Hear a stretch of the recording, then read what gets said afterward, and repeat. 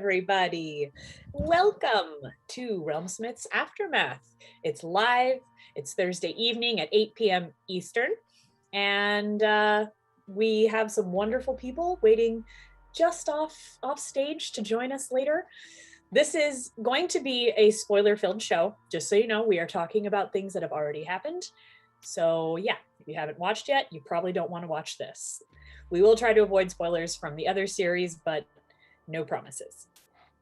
I am your host, Hillary Z, and tonight joining us we have Adam Mainse, and I wrote Joel Falfer in my notes.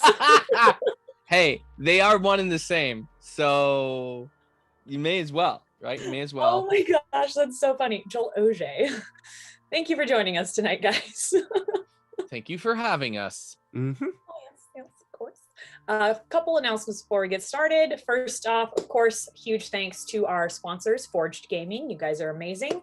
They make tabletop accessories for players and game masters alike, very high quality, and they provided us with a discount code. So if you enter the word RealmSmith20, all one word, at checkout, you will receive 20% off your entire order. We have Pride merch. Got to do the Pride get up today, but we have Pride merch. So if you want to support RealmSmith, support the entire LGBTQ community, head on over to Teespring, check it out. Super cool. I ordered mine already. So join us Monday nights for Into the Mist, our main title show, live on YouTube at 7 p.m. Eastern. We have a live moderated chat where you can ask questions and join giveaways. It's a lot of fun. Last episode, the Dawnbringers explored their new mansion, had a visit from an old friend in their dreams, rescued a little girl and dealt with her captor, and received a ton of love and notes from the Gakkus task. If you're interested in interacting with our live streams and helping forge and craft the story of the Dawnbringers, consider joining our Patreon. That will give you access to our Discord server. And depending on which tier you join at, you can start characters at different levels. It's a lot of fun. While we are in the Mist, we play as a Task of Vistani allied against Strahd and helping the Dawnbringers where we can. It's a lot of fun. Sometimes the cast comes in and we get to interact with them, but we do get to make things for them and send them love letters at the Bone Grinder, as you guys saw in the last episode, so that was a lot of fun. There's people role-playing almost 24 hours a day, so if you just can't get enough D&D, this is the place for you. And with an unexpected twist, the end of the season is coming up, where usually we would travel through the ethereal plane into a seaside destination, but it appears the mists will not let us go. So we will be in Barovia for another season, which is very exciting. We will be dark for a couple weeks between seasons and then go live again, just right back where we started. The Discord will continue for much of those 2 weeks, but as we always do, there will be some adjustments as we apply what we learned, as well as set up some narrative plot points, so we will be dark for a few days there somewhere. Okay, I just said a lot of things, so I think we're ready to get started. Yes! So the way this is going to work is if you're watching live and you have a question for Joel or Adam, or myself, you can preface the question with the word question in all caps, and my wonderful fellow moderators will put that into a chat where I can easily find them all and relay them to the wonderful Joel and Adam. So, are you gentlemen ready to get started? Mm-hmm. Yes, let's begin. Yes, let's do this. Okay, so while the Discord is populating with questions, I'm going to start with a question for both of you. Okay. Van Richten's Guide to Ravenloft recently came out, and there was a lot of stuff in there about making sure your party feels safe. It's this weird dichotomy where if you're in a horror setting, in order to be able to be scared, you need to feel safe, which is kind of strange. But I just think it would be fun if you guys talked a little bit about how you feel about the horror setting in general, how you think the audience reacts to it, what you like about it, and how you maintain that safety within your group. I'm going to read you a text message I sent to Jason yesterday. Oh. Because it's exactly along these lines. Oh, fun. And I hope Jason doesn't mind me sharing this, because It's not really spoiler at all. He'll It's just cut the stream. yeah, it's just like me kind of encouraging him. Okay, so it says, dude, I need to encourage you to really dive more deeply into your narrative storytelling on the creepy side, because it's super amazing. And I don't see how more of it could ever be bad, and people love it. Just reading through comments and the feeling we all get when you're setting the scene for the hags, it's just awesome. People seem to dig it. So that's how I feel. I think like there are few people who are as creepy as Jason Azevedo. So quite a compliment. For this world, it's a compliment. For any other setting, it's just creepy. No, he's not here listening. No, it's just he's really good at it. He's good at setting the scene. When we give him the chance to tell the story, to build a narrative picture around us, like the hags are a really good example of that. And so I want him to do it more. I like really, really scary stories. I'm a very spiritual person. Like I believe in the unseen. So for me, it really dives deep in my heart. Like when something is happening that is ethereal, isn't of this plane of existence, that is just kind of creepy. I dig it. So I don't know. How about you, Adam? Yeah, that's one of my favorite parts, is listening to those descriptions, and like when the hags go from like creepy to like quick, you know what I mean? Ooh. Like that sound effect. But I think like I've been really enjoying this setting because there's like we have a very clear goal. We don't really have a clear path, but we know what we need to do. Is basically however we can defeat Strahd, whatever that looks like.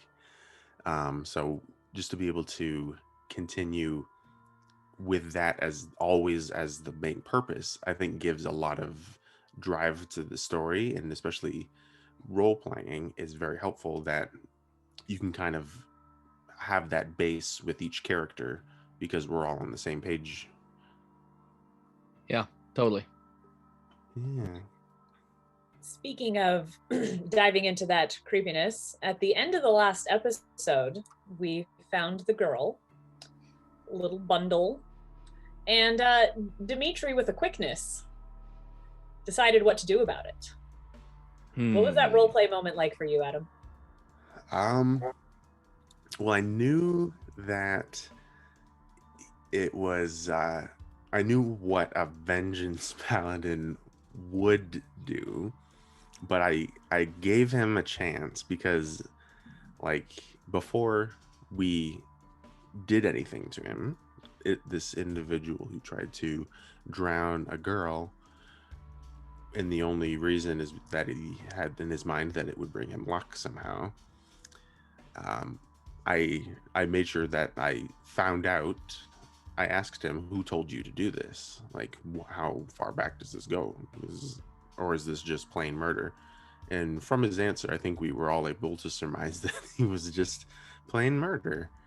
So I think the fact that we were able to intercept his crime before it was completely carried out doesn't really weigh into the decision that Dimitri made, that this person needs to be brought to justice, and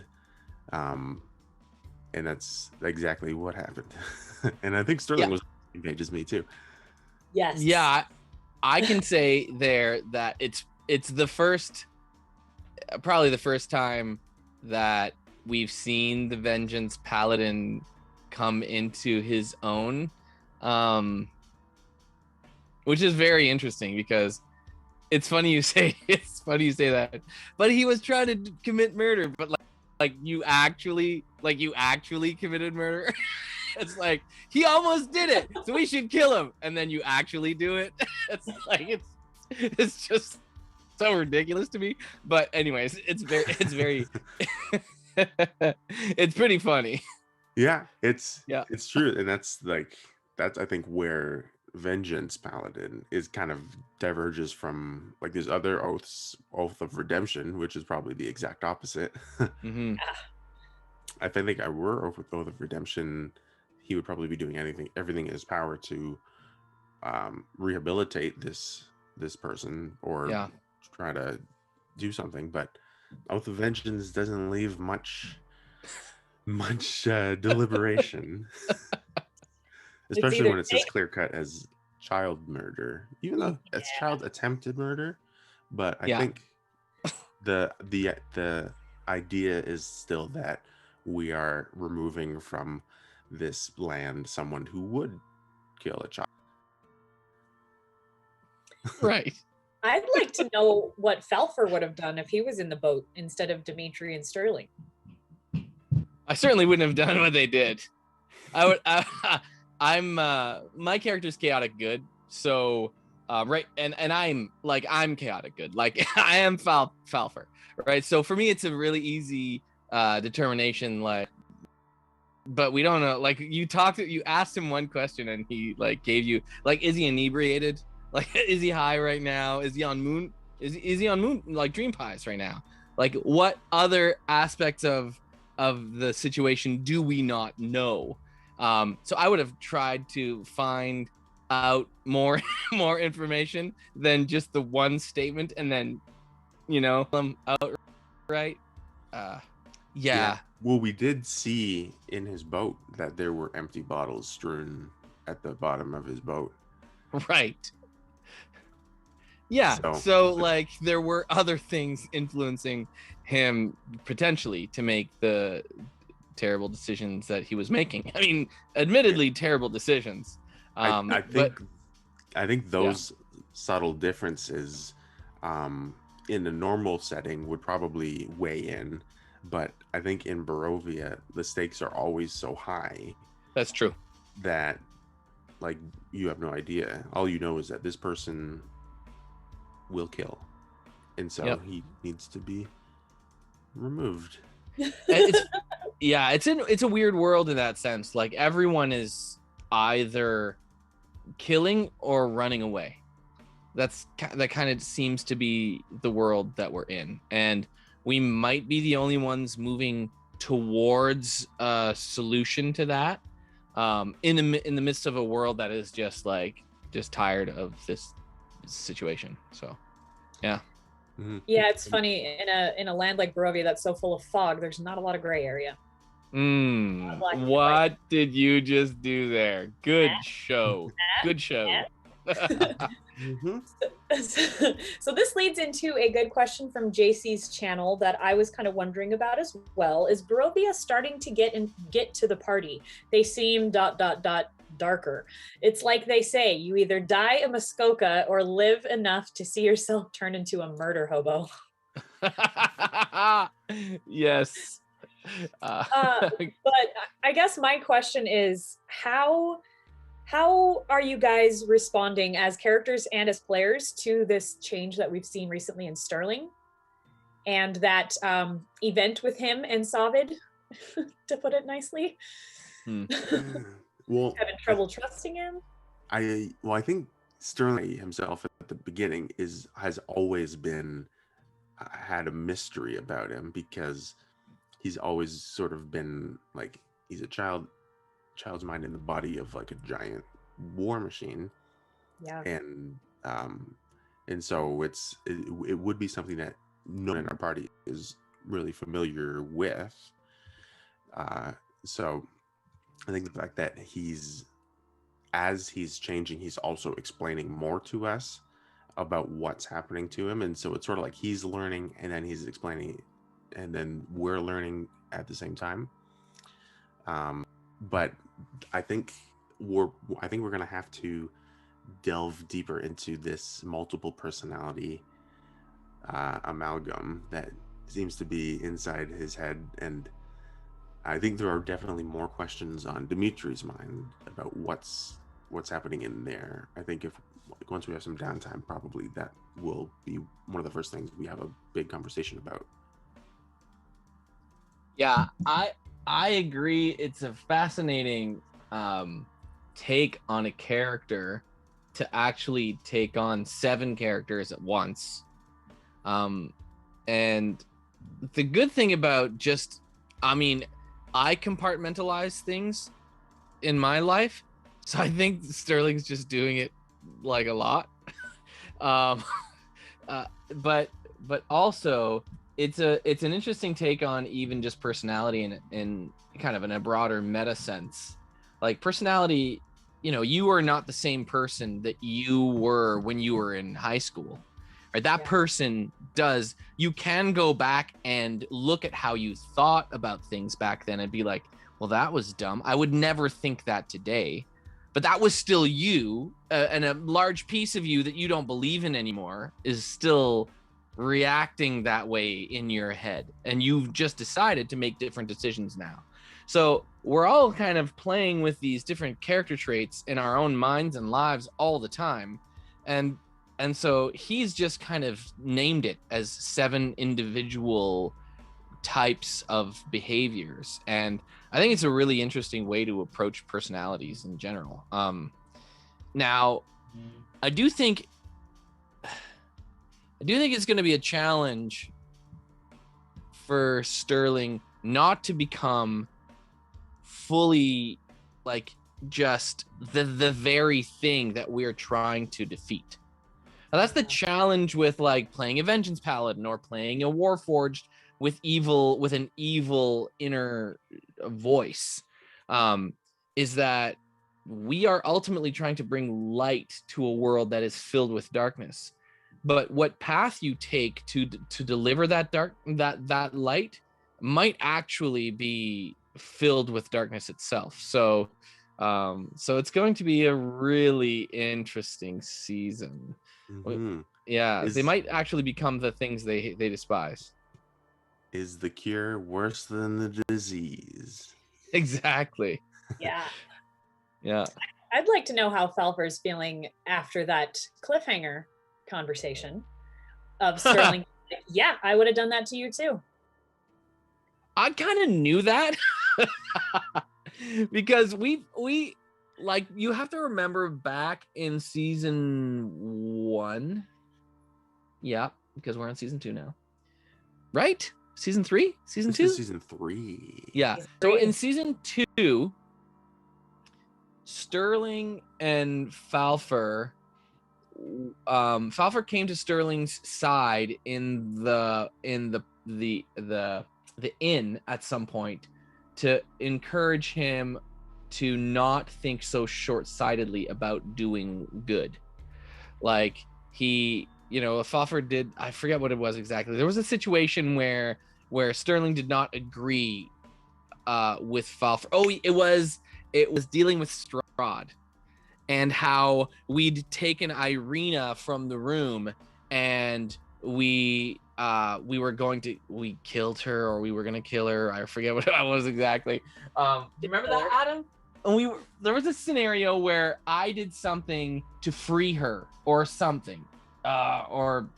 Anyways, we didn't agree. Sterling didn't see eye to eye with what Falfer was doing. Falfer has a long view on good, right? So it's like, I might do some things between now and the end result being good.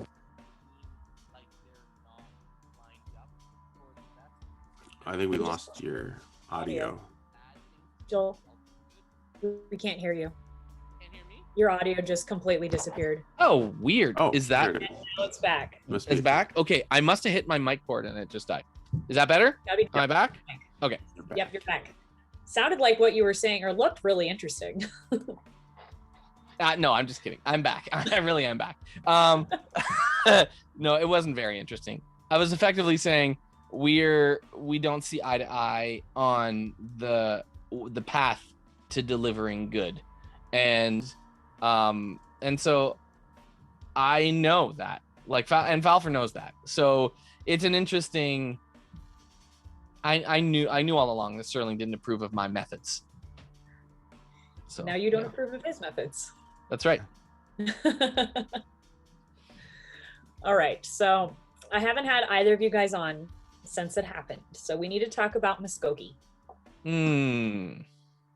How are your characters reacting to it? Do you think it changed you at all? Do you think it made you more resolved or more hesitant?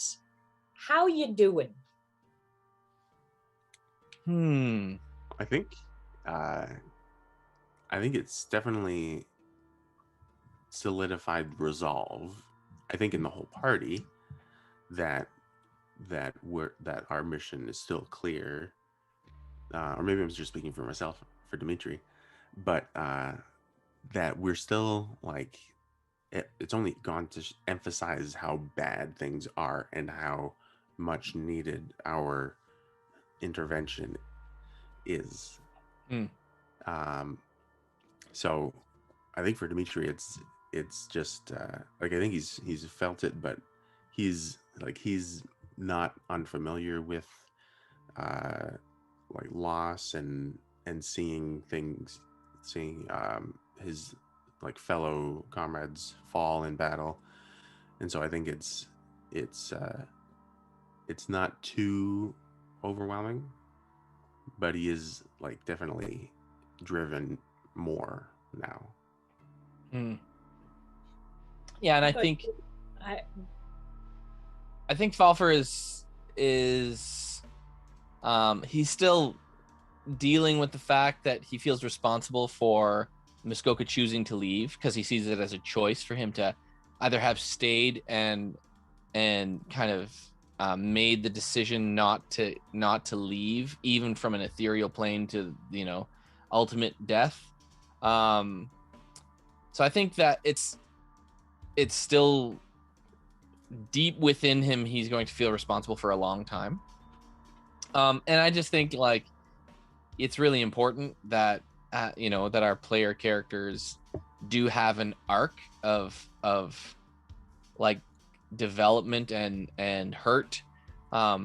It's weird, right? Because in D&D you don't necessarily, it depends on who's telling the story and how the DM is, but you don't necessarily show scars because of the way hit points work and healing and all that stuff. You don't generally wear your battle scars out in the open, just because of the magic of the system.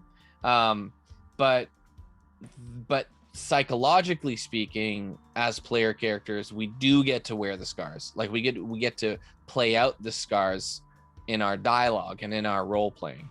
And so I think that's going to come back. And I've kind of done it a little bit already in some of the statements that Falfer's made. It's weird. It's meta, actually. It's kind of not even really playing the game well. It's poor game playing.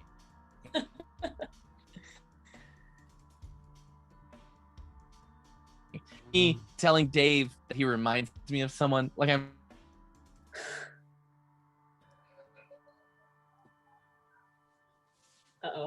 like, you remind me of once or twice since Dave's been playing as, and that's just dumb. Like I shouldn't probably totally. It's my way of dealing with it personally. You froze a little, and so we missed bits of what you just said. Yeah. Okay, well, it doesn't matter. Again, it's yeah. Okay. Any other questions? Yes, of course. Sorry, I had a question that I needed to respond to. I want to know where you guys wear the little bit of plaid that was given to you from his shirt. Oh. Mine is just on the, it's like sunk into the hilt of one of my daggers. Oh, I like that. Yeah. I imagine it would be like wound around the hilt of the sword, because he got the new sword and the cloth around the same time, and so sort of like make it a little grip with maybe a little extra fabric. Little flare. Flares off the end. Yeah. All right, one last question about this, and then we'll move on to something a little bit happier. But how do you think having him around changed you? Like, is there anything that you took from him? And how will you kind of honor moving forward? I think for Dimitri, the best way in his mind to honor memory of Muskoka would be to finish our mission and finally defeat Strahd. Because none of us were brought here from our own free will. And I think the fact that he isn't going to be leaving here, like that fact alone is really motivating the rest of us. What was the first part of the question? Do you think it changed? Like, how did he change you being around you guys, if at all? Yeah, I think he was more like a very warm person to join our group, even though there was like moments of sarcasm and but also I think he really proved himself in battle too, though. We all remember Silence. Yeah. And so yeah, I think it's like him being with us really steps up our game. And then the fact that he's no longer with us, we can't go back. We have to keep improving. Yeah, I think it makes our party more interesting to have lost someone, and knowing that that's real, like that actually, like, our characters can die. And the truth is, like, had Dave played his character well, he wouldn't have died. So no, I'm just kidding. I'm kidding. He did great. I think it's challenging to imagine that we're going to go into some of these scenarios without just a certain level of, like, I don't know, there was an innocence to Muskoka that maybe none of the other players had or have, and certainly not now. I mean, I think now more than ever we lack that sense of innocence. Even Dave's new character, it's like Travis or Travas or Crevasse, as I like to call him. He is not an innocent. You can just tell he has been through a lot of really hard things, has been in this world this whole time, and it's kind of like dark in himself. So there's no one who's going to replace Muskoka, currently anyways. There's no one who's light-hearted, warm, like Adam just mentioned. Yeah. Well, that leads well into my next question. Just moments after despairing about how he could have treated Muskoka better, Falfer started hazing Travas. Yep.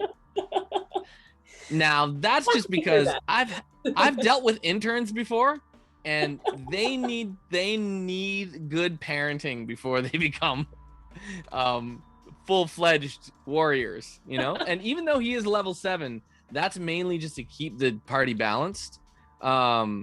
He's still an inexperienced member of the party, so you don't just gain our trust automatically. That's what I think. What do you think, Adam? How are you feeling about the new guy? I think what's most important to Dimitri is two things: that he can hold his own in battle, which he's proven with the spiders so far, but then also that he's like an honorable person and is going to keep his word and do what he says. And so, like, Dimitri's seen the first, and I think it'll be a long process to watch how he reacts, how he responds, and the choices that he makes to make sure that he's staying true to the person that we've seen so far, which seems honorable so far. so far. There are a lot of eyes on him, which kind of builds in accountability for him to be good. The question is not how he is when he's among us. The question is how he is when he's not. That's really, and it's the same of all of us, right? Like, are we loyal to our party, or are we in it for ourselves in the end? So that's, I think, how one proves one's self. What do you think, Adam, about finding what you thought was Travas's head under a blanket? That was a surprise. Yeah. Yeah, I think just on the surface, like seeing the head there, like is shocking. But I think, like, at this point, we're all aware enough of Barovia that they're like, we know not to really be shocked by too much, and so, like, I think I turned around and he was right behind me anyway, and so I think, like, it kind of was suspicious right away. Like, he's not dead; he's right there. So what's this? And so that it was definitely a shocking thing to see, though. And then it was gone. Like, it's just a normal statue. Any theories from either of you? I think it must have, in my head. I haven't read the book. Like, I don't know what it actually is, but in my head, it's like some sort of like defense mechanism set up in the house to scare people who are intruding. Like that's my first knee-jerk reaction to what it might be. Interesting. But whether or not it has a deeper meaning, I don't know. I'm gonna say hags. I'm just kidding. I don't. I hate hags. So they're responsible for most everything that I hate in Barovia right now. I mean, Strahd is the end game, but hags need to die. So it's probably hags that did it, Adam. Yeah, probably. I think so. Well, that's a perfect segue into a question for you, Joel. You were visited once again by your favorite wench and executed the brilliant strategy of, if she can't see me, she can't hurt me. Yeah. Which was amazing. Any theories on how to actually deal with this? None. I am out. I have no idea. And anyone who wants to give me ideas privately in a DM in the Discord, I'm happy to take those. I know everyone's saying don't do it, like all the mods are saying don't tell the players how to play. Please don't, but please, if you're in the Discord and you know what I should do, just tell me. I'm open to suggestions, because this is you could tell my frustration, right? And Falfer is a child. He's an elderly child. He's an infanticide adult. So just like he's unwilling to just be pestered. It's like, yeah, anyways, I'm tired of it. And honestly, Jason, if you keep doing it, I don't know what I'm gonna do. I might hijack the stream for other purposes whenever I want. So just stop doing it. How about you, Adam? Any theories on how to help your friends be rid of this plague? Well, I think from what Dimitri's seen, it only comes into your dream, and from what Adam has witnessed from the description, like, there's no recourse. Like, you can't do anything. You just have to wait until they stop scratching your brain, and then wake up. And but we like, there's two of them, and one of them we killed, and so they're not immortal. We can do it. We just have to. Do you remember how we did it with the last one? We just kept hitting it with sharp things, but but I think the last one, it was like it wasn't our dream. It was in real life.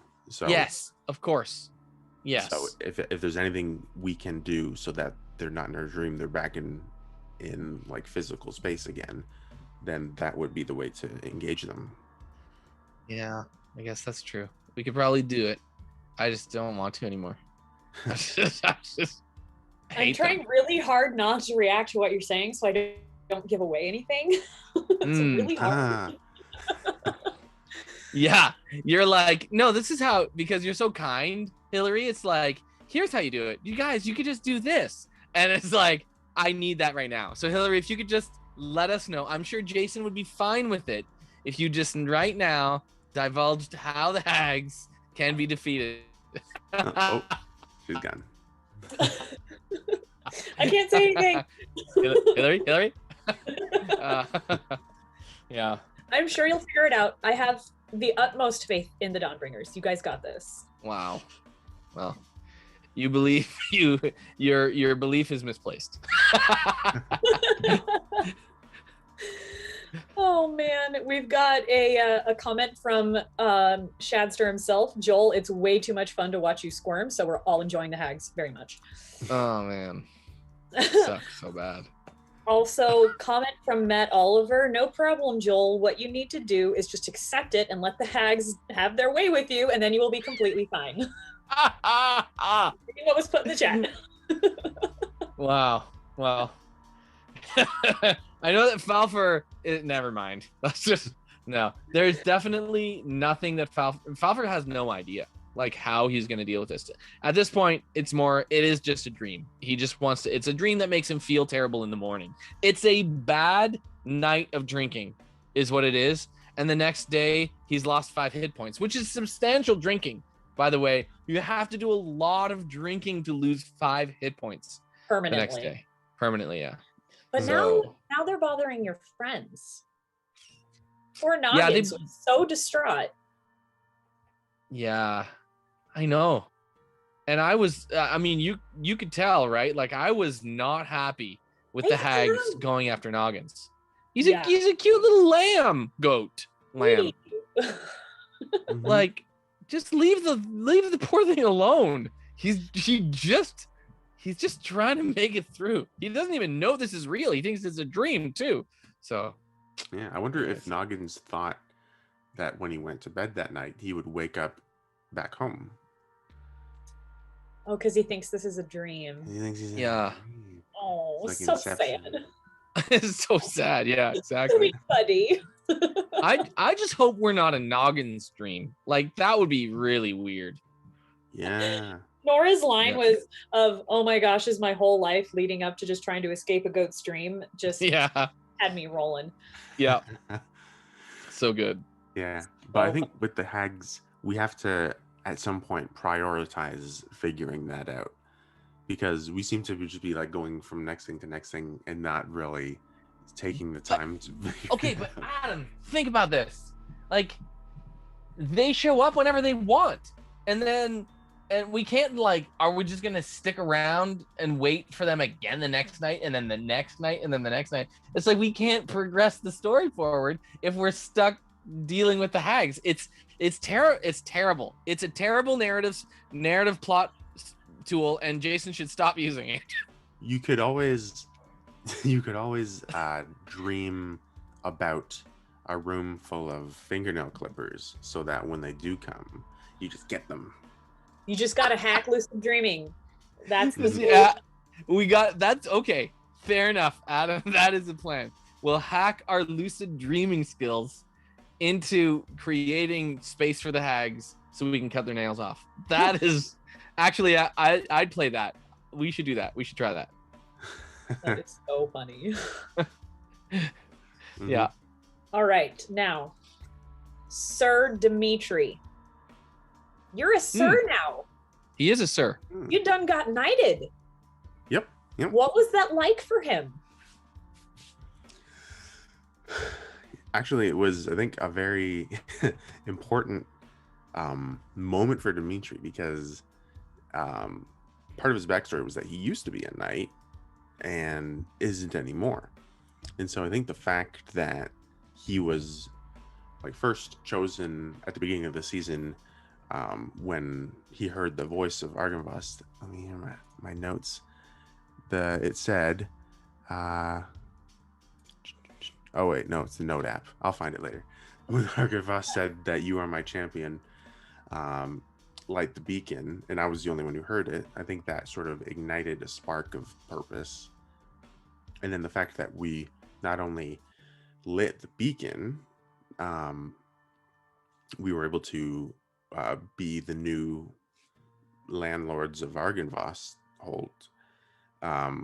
It's in tight. Like, and then Sir Godfrey had chose me tonight, and I also got the sword of the Silver Dragon. It's such a nice sword. I know, it's such a nice sword. It's so shiny. But you would think that the sword of the Silver Dragon would be a silvered sword. But yeah, you would think that. I mean, we should take it up with the DM for sure. We could. You're on a roll, Joel. But I'm so angry. I'm not complaining though. I'm not complaining about the sword. But yeah, it was a very like special moment for Dimitri, and I think it more grounds him in not only his mission but in Barovia too, because he's sort of like an unofficial resident now. Like he wants to go home, but also in a way, this is his home too. Like if he went home, then being called the Knight of the Order of the Silver Dragon wouldn't really mean too much. So I think it kind of gives him a bit more ownership over the outcome of this whole Barovia. Yeah. So that kind of leads into a question I had about Noggins was talking about how he'd love to go home. Does Falfer or Dimitri ever think about home anymore? Would they go home tomorrow if they had that option? Or are they feeling, like you said, more grounded in Barovia right now in their mission? I think, well, for Dimitri, like you just said, it's there's a lot more. He's owning it a lot more now. So probably if it were the first season, he would have thought of that idea. Like we just want to get out of here. Like we don't know what's going on. This is a bad place. We just want to wake up from this nightmare. But now we've seen the devastation and all of the evil, especially as a paladin. Oath of Vengeance, this whole land has sort of become the purpose of his oath, basically. Oh yeah, because you didn't have an oath before you got here. Yep, it's true. Oh, that's huge. Yeah, that is a good point. Actually, your actual character, your stat sheet even is being reflected by your participation in this world rather than the one that you came from. Well, same with yours, Falfer, because you're a Gloomstalker now. Yeah, Gloomstalker. You didn't have that when you got here. That's right. I do feel like it's inevitable that the world that you are in is the one that you're made to deal with, like just from a psychological perspective. You take up residence in your surroundings, and your brain just automatically goes, these are the survival modes that I have to live as for the time being. I think that's true of the human conditions. Like, and although we're not all humans, we're human players. So we're gonna do things. I know it's kind of weird. I know some of us are. We're still debating as to whether or not Adam is truly human. I mean, he's partially Kelsey Grammer, so we're not sure where it becomes human and then just Kelsey. You know what I mean? There's like anyways. I think that's more of a judgment on Kelsey Grammer than anything.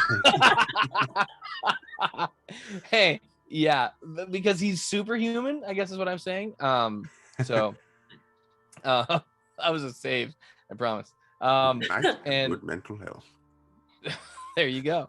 See, I'm not sure now. I think the challenge that Falfer has with this world still, even though he is growing in this world and changing in this world, is that it's actually, it reminds him a little bit of home enough that he thinks of home a lot, like, because he's from the Dread Realms, right? He's from Darkon, which is one Dread Realm over from Barovia. So and he's starting to recognize some of the things that he had back home that are part of this world, that are part of that realm as well.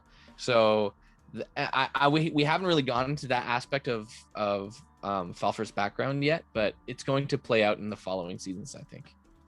So yeah, because you just found out that the person who brought you here is one of the Strahd aligned Vistani. Wow, it was really hard to say. How's that feel? Yeah, it also gives, similar to the knighthood that happened to Dimitri, it gives Falfer an added sense of meaning for being here. It's like, okay, I know how this happened now, and I'm going to find a way to either reverse engineer how it happened, or use it to my advantage when Strahd needs to be destroyed finally in the final battle. So, wonder what his motives were. Yeah, me too. I guess we'll have to wait to find out until we go see the other camp of Strahdstani, as we've taken to calling them. The Strahdstanis. Strahdstani. Yeah. All right, one last question from my list, and then I'm going to focus on audience questions because we've got some good ones and some fun comments. Actually, first I'm going to read this one from our beloved and benevolent DM for Dimitri. It's a +2 sword. What more do you want? Again, I'm not complaining. Yeah, in fairness, I've been the one complaining, so no, not at all. Please let Adam keep his sword. We'll need it. So my question is about that snippet from the journal of Strahd that y'all got to read. Yeah.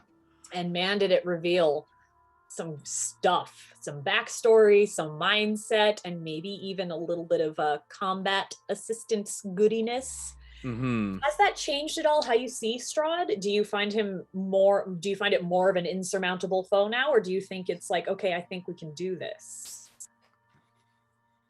It made me think of two things in particular. One is, where's the orb that Sterling was carrying around in season 1 that is, sorry? The Driffles.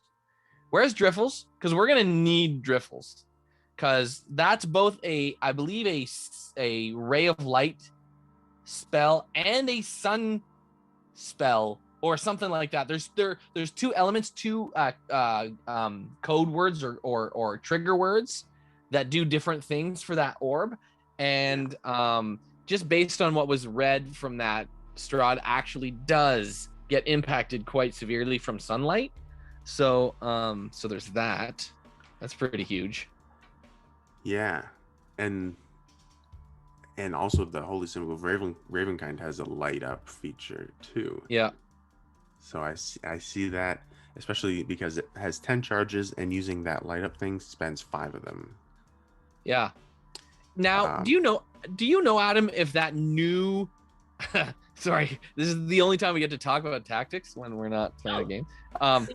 So do you think that emblem, the new one, is also, I know that it is a Pelor, right?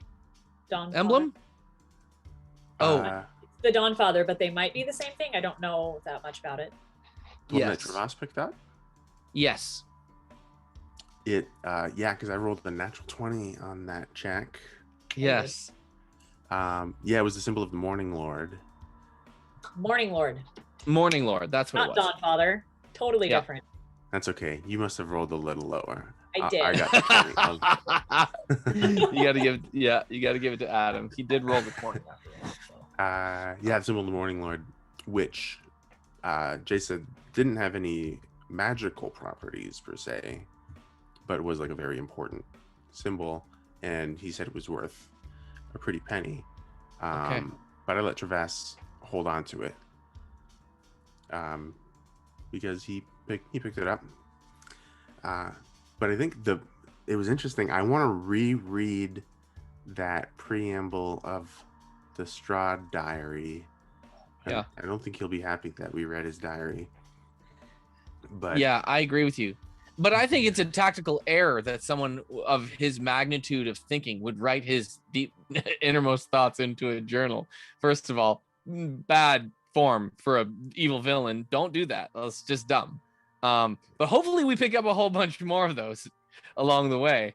And also because it went into like his sort of whole backstory. He totally like lost love, and then he killed his brother, and then the love killed herself. And so I think we could learn a lot from this book, and I think it is a way that we can find out how Strahd is flawed. Oh. Yep, we can. There's some really interesting stuff revealed in there, man. He was not a friendly person. Yeah. The stake through the heart is kind of an interesting one. Uh-oh. I'm dreaming Strahd, someone puts on a silence spell, he can't cast a bunch of things that he would do. We stab him in the heart with a stake, he can't move, and then we just shove Driffles down his throat and done. Like, game over. We win, heroes of the realm, and then we just move on to the next boss. If Driffles is all the way down his throat, would it hear the activation word? Yeah, of course it would. It's a distance thing. It's not a Jay can't calculate the sound waves. Don't challenge him. That's how you get. I just know he's not that great at math. But there's the internet. There's the internet. Well, lots of viewers willing to help. That's true. Do not question the Legion. That's true. Alrighty, so going to questions from our lovely, wonderful audience. Thank you for your questions. Questions from Kelly Preston for Joel. What will Falfur do if the hag kisses him? Oh man, Falfur hasn't had action in a while. He'll probably at first squirm and then kind of ease into like, could this be good in his head, and then throw up. Because his constitution is incredibly low. Like it's a -1. So so yeah, it would be like, I'd have to RP it. That's amazing. Jason, make it happen. Question from Michael Zebley for Adam. It seems that your RP has slowed down a bit since you guys have gone to virtual. Is it because of technical issues with being virtual, or is it harder to keep the immersion virtually? I think I have seen a couple questions of like, I want Adam to like participate more. Are they leaving him out? And we're like, he's not being left out. No, I think what happens is because I'm sitting in front of my computer, I'm able to be kind of looking at my sheet way closer and strategizing more. And I think a lot of that is just like, is probably what's taking away. Also, it's really hard to tell who's going to talk next when you're not in person, and there's no rhythm. You're just kind of guessing sometimes. And so like, I never want to step on someone's toes moment, because like sometimes I'll think of something, but it won't be the right time. And so I'm trying to time it right, but then also sometimes the moment passes, and so it's trickier over the internet. But yes, I need to try to figure out how to get in more. Well, one thing I've always really loved about your RP is you do tend to be a little on the quieter side, but when you come in and say something, it is like impactful or like hilarious or just so good. Yeah. Thank you. Oh, yes, I agree. I think that that because Adam is so Adam, you're so kind to the other players. Like as a person, you don't want to step on other people's toes. You kind of are deliberate about allowing for space for other people to speak. It's just like, yeah, you don't jump in and interrupt like Dave does. I'm just calling Dave out because he does. He does that really well. And I do as well. Like I'll just like and yeah, that's because my ego needs to be fed, and you're just a more secure individual. That's all. That's what it is. But I think I will let other characters talk more, but also Dimitri's a character too, so I need to let him talk more too. That's true. Comment from Mr. Carrot. Looking forward to the rise of Darth Skynet, which is a nickname that Sterling has inherited. Does make me wonder who will be his apprentice, Dimitri or Falfer? Well, I technically have the mount, like the brace. So I think what actually will happen is that Sterling will be eventually tamed by Falfer and turned into a full-time war machine mount is what will be the case in the end. But that's just because of, again, my ego playing tricks on me. Yeah, I'm picturing Falfer's end goal with this harness and everything is that you'll eventually be on top of his head with reins and a bit in his mouth that you're like steering him with. Like that's what Falfer's picturing. You're on step 1, that's step 10. Which in fairness, I think, the Discord. So Brandon spends a lot of time RPing with players in the Discord. So they've kind of brought him into the community. So there's actually no way for my imaginative story that I just told about Falfer getting to that place where he controls Sterling, because Sterling will always have the ultimate power because he has the community behind him. So that's actually what's going to win out in the end. But just imagine Falfer having a mount that is Sterling, and then it's more fun that way. Community, what do you guys think? Vote in the chat. Oh, that's so funny. Oh, there's some guy named David Morin in the chat asking a question. Oh. Dimitri, how do you justify killing a person who is trying to do good but is doing something evil in order to get there? You can just hear the sass. Well, I think if he means that by doing good, he's going fishing. I.e. killing a girl to bring about some other girl or betraying your village to save your family.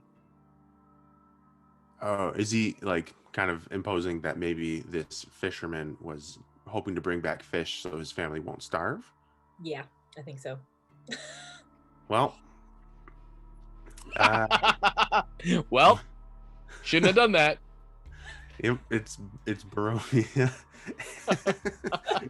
And yeah, well, there's not a whole lot of time for Dimitri to spend deliberating when there's justice to be exacted. And in Dimitri's mind, it was just a clear, very black and white situation. So well, I don't know. Sorry. The whole issue that if you don't exact revenge, you might be an oathbreaker. That's true. Yeah. You can't break your oath. Yeah. You're damned if you do and you're damned if you don't, Adam. You're in a tough scenario in Barovia because it's like your character is you've got a path. You have to play that path, and if you break your oath, then yeah, you're screwed. Yep. Yeah, I have to stay true to the oath. Yep. True. It's just the oath. All right, Dave. I can't keep alive your murderers, Dave. I'm sorry. We've got a comment from the Antipodean D20, our resident Heath Aussie. and I'm going to try really hard not to totally butcher this, but with talk of Strahd's diary gives me an image of Falfer with accent reading the diary aloud but making up entries. Dear diary, today I drank some blood and flew around. Can't do a French accent. I need this to Although happen. your Wisconsin is quite good. Oh, thanks. Yeah. Gee, you're real nice. Oh, this is a fun question from Sesh Morsis, our resident, one of our resident alarm maintainers on our gate at Gakis. What is each of your favorite horror tropes? I've always liked, and maybe I shouldn't say this because who knows what will happen now. But Giving Jason ideas. yeah, no, but I always liked werewolf.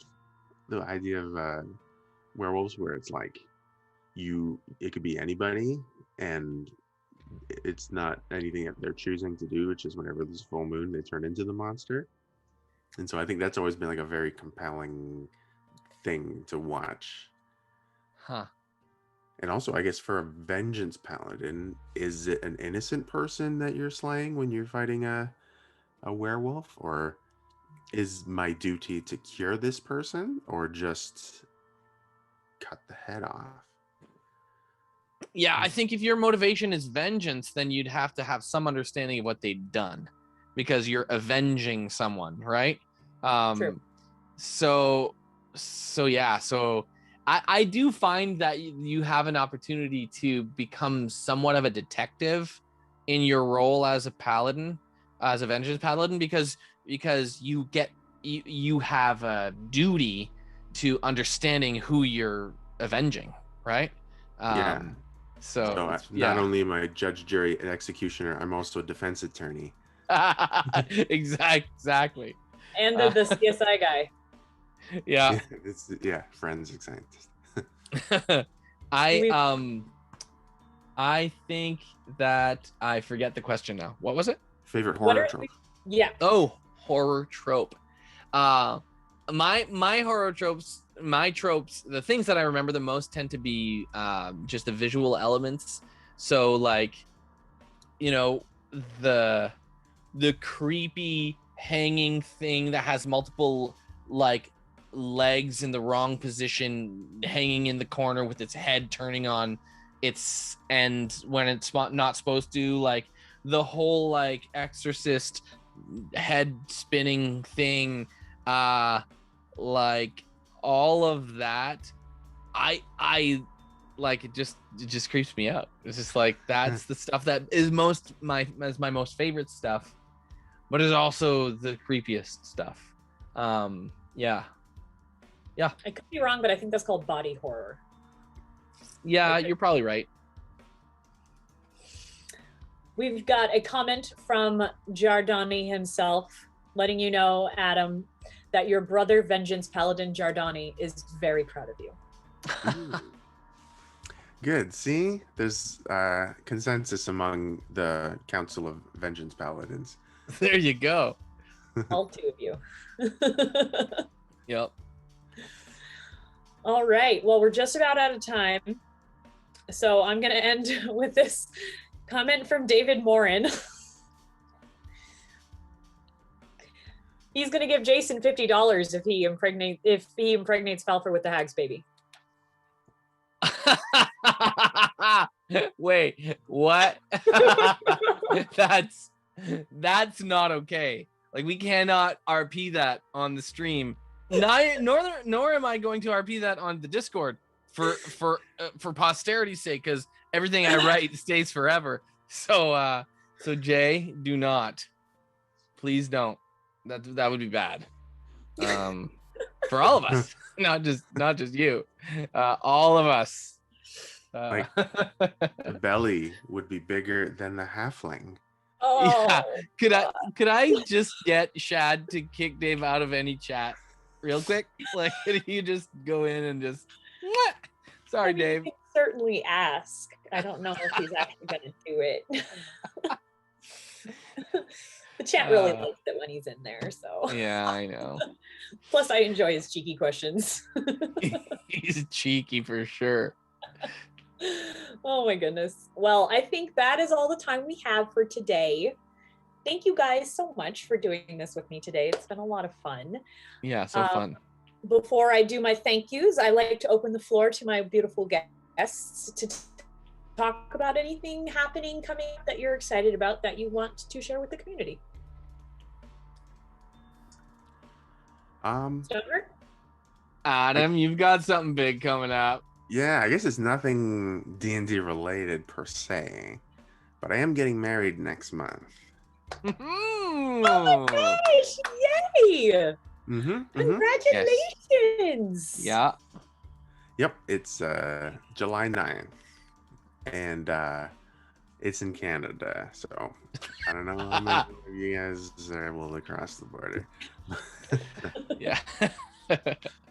But I did send out personal invitations to all 700 Discord members, just so that I got mine about a week ago.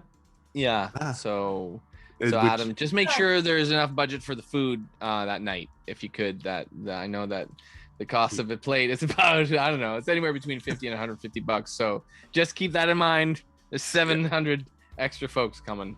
Yeah. We were promised chicken wings and cigars. Oh, that's a good idea. Yeah. Ooh, we have limited capacity to begin with, so that's actually a very bad prank to pull.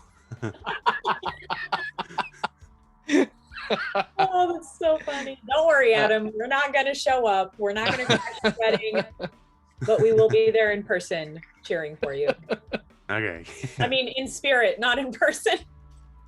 Oh, yeah. We'll be there in person. Don't worry. We'll be there.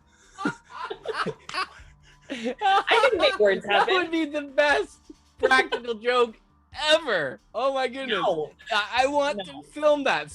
No, never mind. Don't do it, but oh man, that'd be awesome. Okay, something really happy for you, Adam. What you got, Joel? Yeah, let's move along here.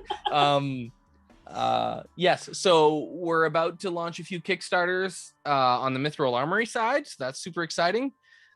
Sketch Dice version 2 is coming out. That's really fun. The new multicolored chroma spinners.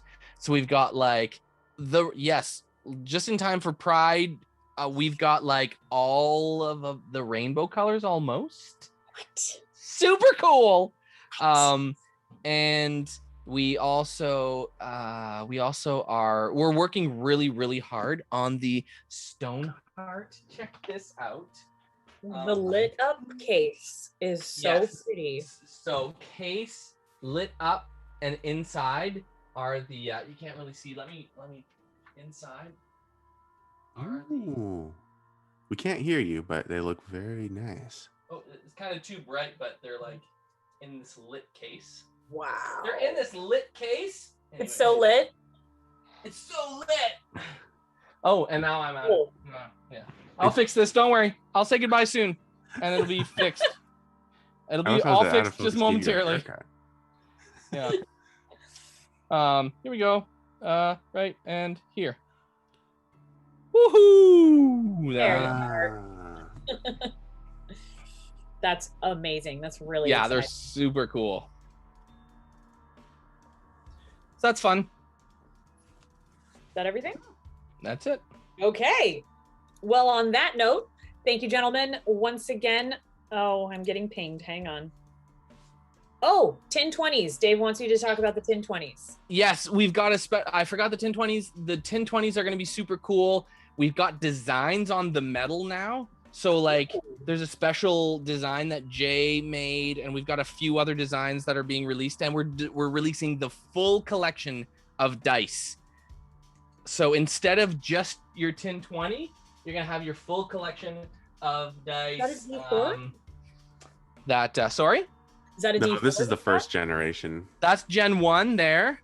Oh. The new one has colors and designs, still made out of tin, but yeah, they start out flat like Adam has there, and you can make your whole collection for D&D out of flat tin sheets of metal. So you have totally portable metal dice. And I mean, it's also fun for those of us who love doing those little metal puzzles. That's right. It's really, really cool.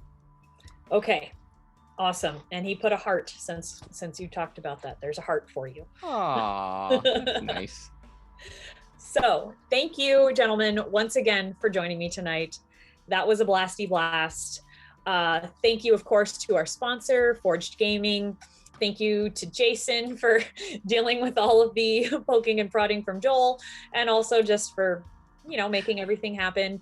Thank you so much to my fellow Smith Guardians for everything you do on a daily basis. So and fun. Of course, yep. And then, of course, thank you to our viewers. If you weren't here, we literally could not do this. So thank you, every single one of you. You're amazing. We love you. Best community ever. And I think that's everything. So join the Discord and Patreon. Do it. Yeah, do that. Patreon, Discord. It's fun. Play games and things. So with that, we'll see you Monday as we venture back into the mists. See you guys.